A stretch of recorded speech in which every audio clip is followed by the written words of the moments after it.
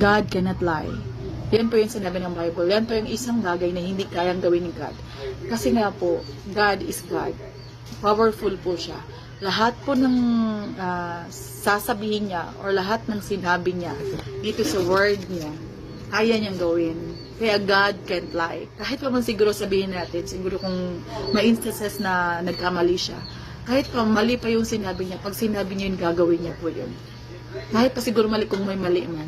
Pero everything He said, lahat po ng sinabi niya sa Bible, kaya niyang gawin. Kaya we can trust His words. Kasi gagawin niya to. He said it, He will do it, He is God. Hindi po kaya natin na tao lang tayo.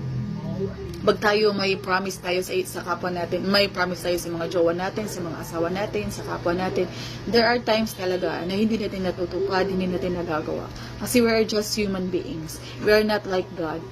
So, may may possibility talaga na magsinungaling tayo.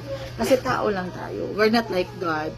Pag tayo nag-promise, malamang sa malamang 80% talaga na-fail natin at hindi natin natutupad.